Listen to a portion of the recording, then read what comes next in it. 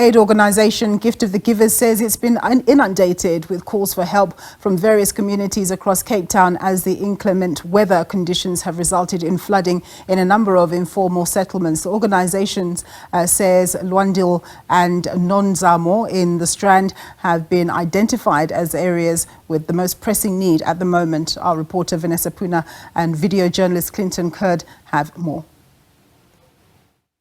Numerous residents of informal settlements across Cape Town have appealed for help this amid heavy rainfall in and across most of the Cape Metro, as well as further afield. We do know that here in the Lwandle area, we've spoken to quite a few residents and they were complaining about the misery and discomfort they have been living in. Some have appealed for help from organisations such as the Gift of the Givers, and I'm joined now by Dr. Cerd from that organisation. Doctor, good morning to you. Let's start in the Cape Metro. You say you've been inundated with calls for help.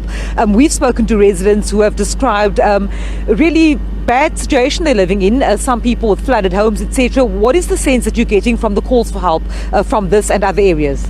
So yesterday afternoon, once the rain had started, we got a lot of frantic calls from the people throughout the Cape Town, especially Lwandle, Strand, Nonzamo, where a lot of their homes were flooded.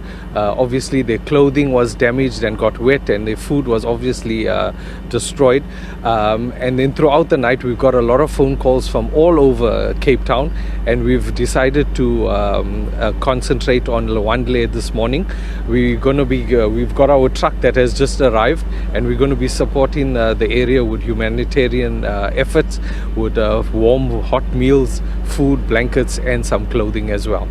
Doctor, of course, it's the start of winter, and we know that some residents have told us that this occurs each and every winter. I mean, I also know that your teams are at the moment assisting in other areas across the Western Cape and also further afield. You were talking to me about the area or the situation out in the Oudtshoorn area. Just in a nutshell, what the rest of the province and further afield looks like at this stage. Yeah, I think the Eastern Cape, and especially the Eastern Cape, has really been affected by the flooding.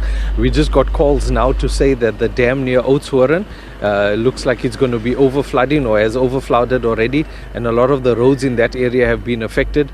We've got teams out in the Nelson Mandela Bay area where we're working with the Eden district with disaster risk management. We've been an official partner of the Western Cape Disaster Risk Management, so we're out there. And obviously we know what has happened in KwaZulu-Natal, especially Tongaat.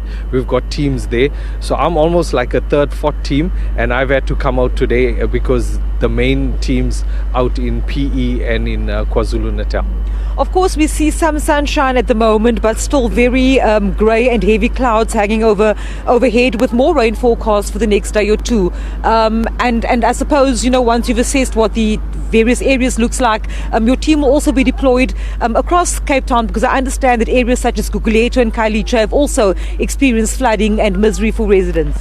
Yes, we'll meet with disaster risk management. Our project managers are constantly in contact with them, and they advise us as to which areas really need the assistance, most severely affected, and then the teams would be dispatched out to those areas, and accordingly, once we assess, we'll know exactly what type of humanitarian effort is needed. Obviously, Gift of the Givers has quite a track record of doing this for many years, so the teams are prepared and ready on the ground to get going and provide assistance wherever needed.